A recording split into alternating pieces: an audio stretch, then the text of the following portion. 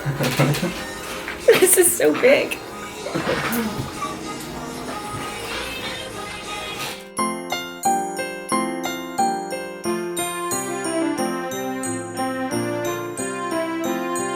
Good morning. Today is Friday, December 9th, and I am headed on up to Redwood City to go see Marquez and Ondrea. They are the owners of Doughbar Doughnuts. So a lot of you guys know that I'm sponsored by Doughbar Doughnuts, and I've been working with them for probably a year and a half now, maybe even longer. And Marquez and Ondrea have become Mama and Papa Donut to me. They are such great friends. They got married a couple months ago, and Kyle and I had the honor of going to their wedding. They are incredible, incredible people. So I'm headed up to Redwood City where their kitchen is located. We don't have a storefront. We sell completely online, but this is where we make all of our donuts. This is where the offices are. Hopefully I can sit down with them and talk a little bit about the Doughbar Journey, and so you guys can get to know them a little bit better. Obviously, I am very hypercritical of the people that I choose to be sponsored by or the people that I choose to work with, and Marquez and Ondrea are the most genuine and incredible people who have such a great message, and our team is very diverse over at Doughbar Doughnuts, so hopefully we can talk a little bit about that. I think we're gonna do a photo shoot, maybe take some photos of some new gear, some new clothing, tanks and long sleeves and things like that, and hopefully I can get a tour of the kitchen.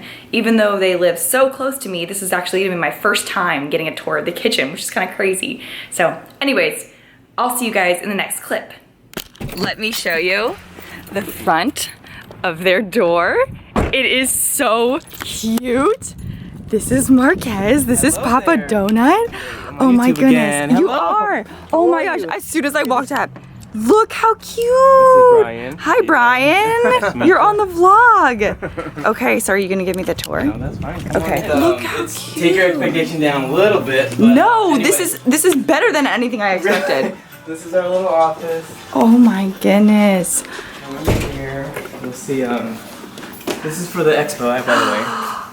Oh wait, am I allowed to put this on? That's fine. Oh, okay. Yeah. Oh my gosh. Do you play basketball? Every now and then. Yeah. Oh my gosh, wait, it's actually a very big space. You guys moved, right? This is after our working out somewhere else. Yeah, we moved in here. Mini little kitchen here. My so no baking goodness. is done here. We have another facility for that. And then this is the wall of flavors and boxes. Oh my gosh. This is crazy. This is even like, this is amazing. Like way, way, way crazier than I ever expected.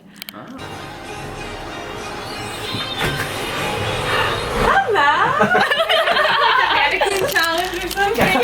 Hi! All right, Scoot this way just a little bit. So to start in the beginning. Oh, so wait, you want to ask your question first? Yeah, well, Oh, the yeah. first question that I had for you guys was, like, how did you grow so much? Like, what are, like, particular things that you think that, like, you did? Like, you started off, like, and I feel like your kind of message has been the same throughout. Like, you wanted to make something that was healthy, something that was, you know, like, fun and creative. I don't know. Like, do you feel like those values have still stayed the same, or do you think they've changed? Well, initially when we first started talking about the business, we wanted to make sure that we kept it. We wanted to have some type of mom and pops aspect to it. So we kept that moving forward, and even till this day, like we don't really want to put our faces on Instagram or anything like that. But I think it's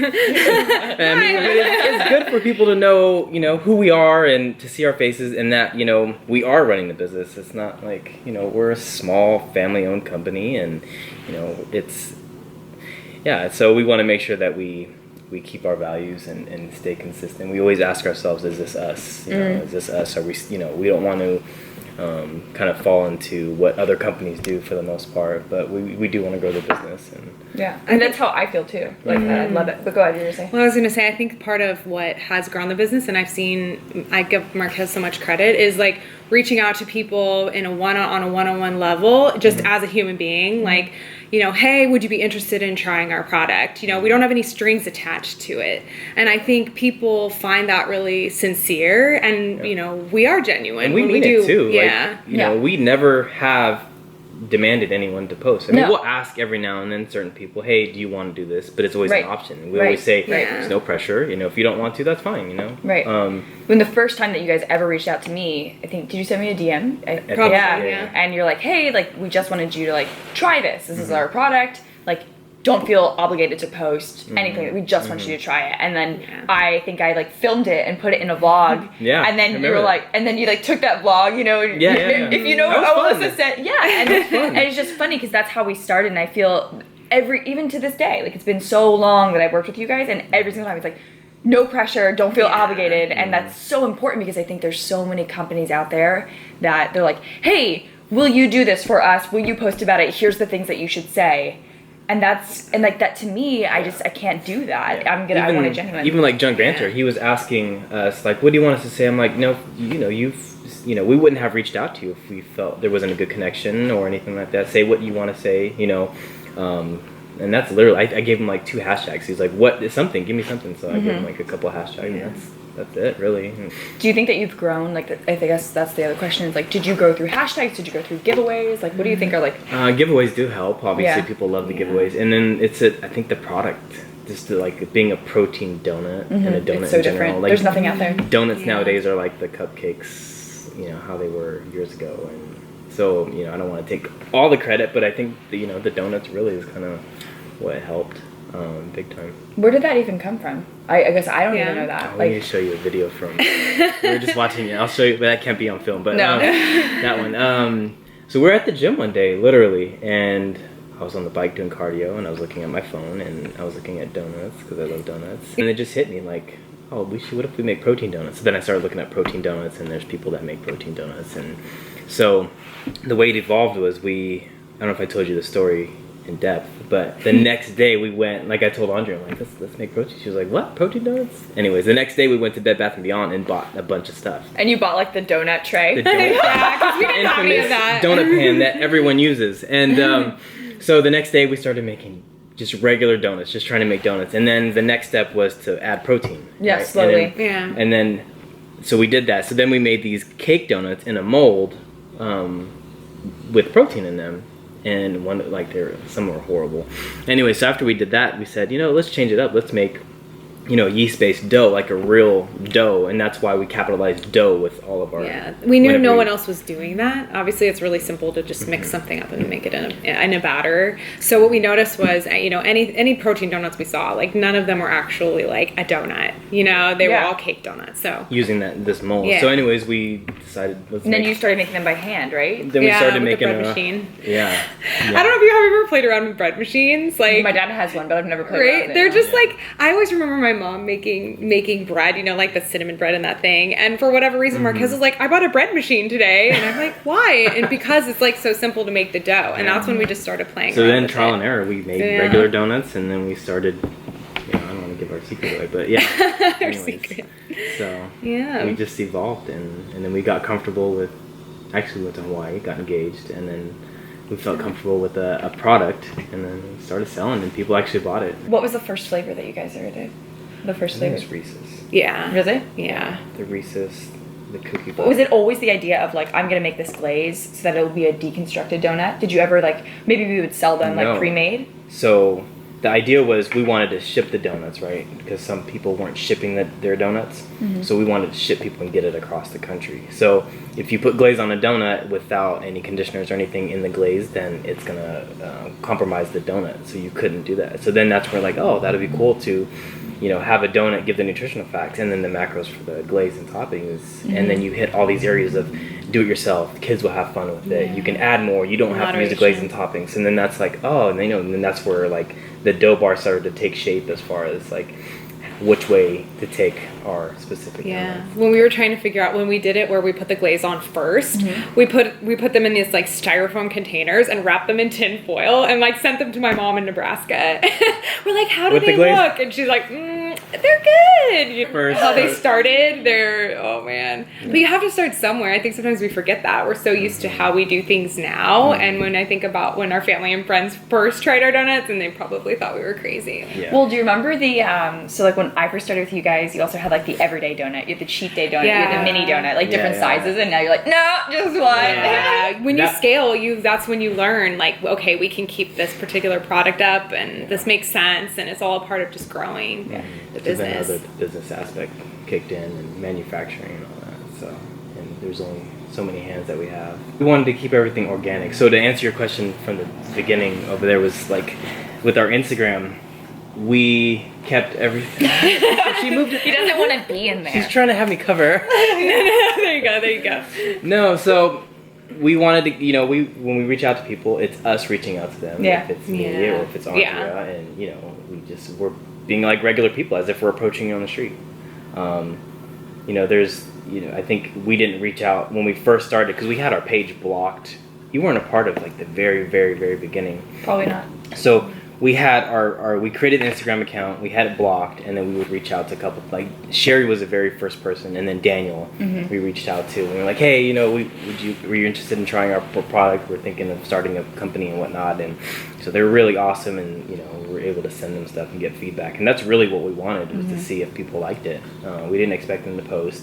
Like when Daniel posted the first time, we were like, oh my goodness, like Daniel posted, and like We told him we were freaking out. yeah, so and then we kind of asked a certain amount of people, and then again one thing that we made sure was people that would represent us, that that are really down to earth and whatnot.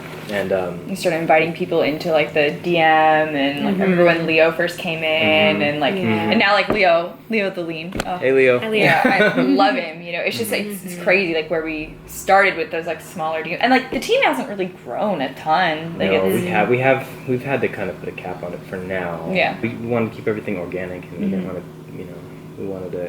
we don't have too much to offer again because we're a small family-owned business. So we do have donuts, and that's kind of right. Yeah. What was the first collaboration that you did, like with another company? with another company. Was it Buff Bake? It might have been. It might have been Buff been Bake. Ashley from Buff Bake. Yeah. Who's been awesome to us from the beginning. She's been kind of like a mentor. Buff Day B-Day cake. Yeah. Because they started so small, they started selling at like farmers markets down in Yeah. Orange County. With their buffins. Yeah. Actually, that's their Yeah. first product. Buffins. They're buffins. Buffins. They're buffins. Yeah, she's been such a great like She's good. advisor to us, Good and mentor. good mentor, and we really admire her business model, and we want to continue to grow in our own way, but we feel really fortunate, especially being even here in Silicon Valley, like from my experience working at other startups, I feel like we've had a lot of great advisors and mentors who've helped us, because that's not our background at all. No. So We'd be giving everything away for free, folks. yeah, exactly. So I think we've, at the same time, our success is really credited to all the kind people who have come in, partnered with us, helped guide us, and supported our dream, really.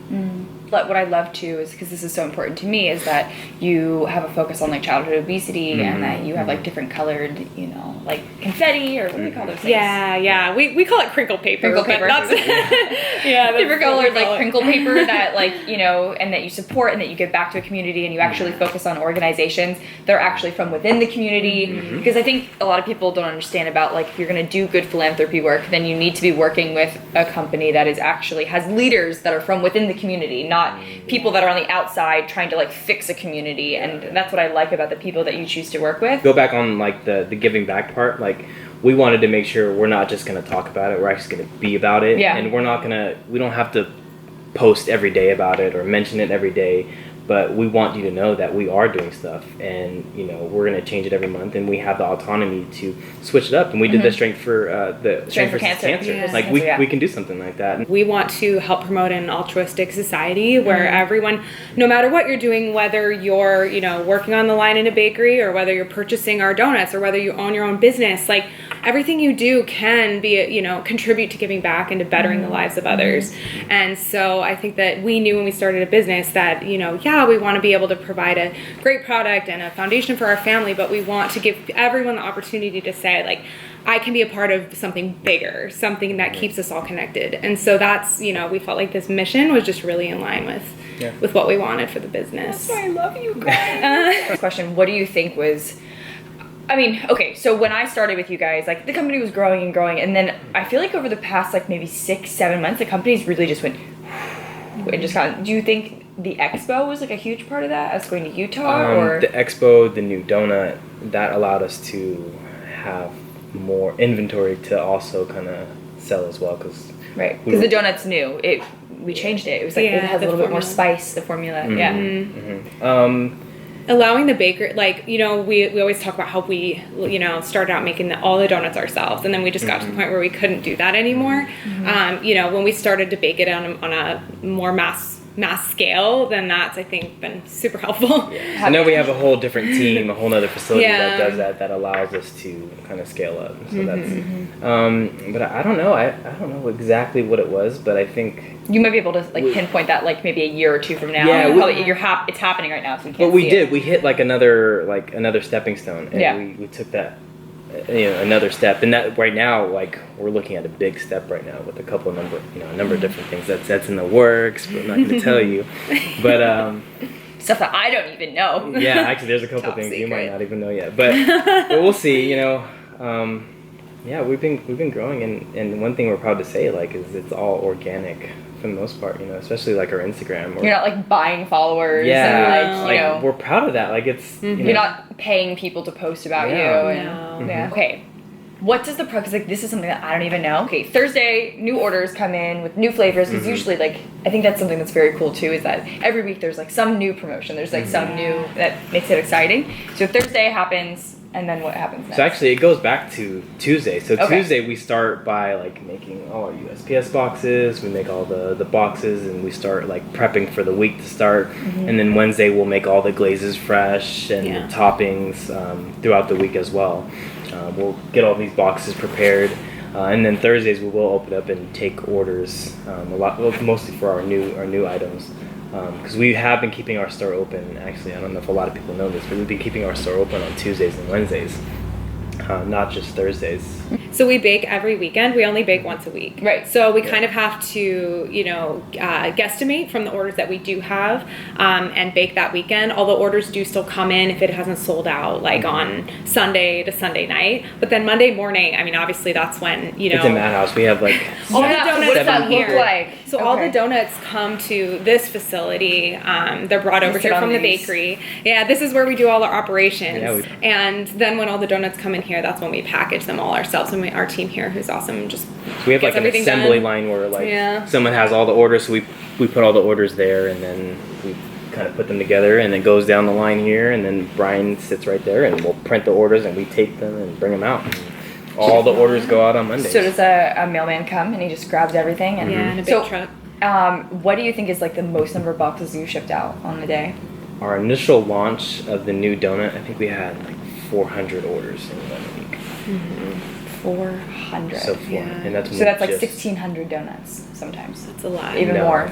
That's more, yeah. Oh, because people order not just a box of 4. Yeah, people order like 8 packs, 12 packs. So it's a lot of donuts, especially for such a small team. Yeah, and we just moved in here that week too, so we didn't have madhouse. Everything set up, so it was a madhouse. It was crazy. Marquez will text me and be like, hey, so would you like donuts this week? I'm like, yes! Like, and I like send back GIFs. I'm like, duh! Like, We love those. We love those. The new boxes too. I remember when this was still just an idea. Because it used to just be, for those of you who don't know, maybe Jeff started ordering their, yeah, I don't think we have. You have like all the old, all the old, there used to just be like plain brown boxes with just a sticker on the top. Thanks.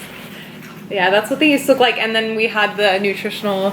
We had to put the sticker on the front and the back. Remember? Yeah. A little more colorful and crazy. Cool. And then all the nutrition facts are right there. Yeah. And then it opens up. We do so much by hand. So this is all the orders that are going out this week? Yeah, essentially. Oh my gosh. Yeah. So what's the most popular flavor right now? Is this my eggnog? Yes. Yeah, we're loading up the eggnog. I'm so happy. We've had someone order like 6 boxes. Thank you if you're out there. Because you know the people who love eggnog love eggnog. Yeah. I appreciate you guys answering all my questions and answering the questions of because people ask me all the time like how do they do this? How do they make them? How do they you know? So it's just very cool to see you guys. Yeah, we had one of your followers message us last week actually. Oh really? Yeah, she said, oh I saw, you know, I always see that Ilyssa loves your donuts, and I wrote her an email. I was like, I hope you liked them, so hope you liked them. Oh, yay.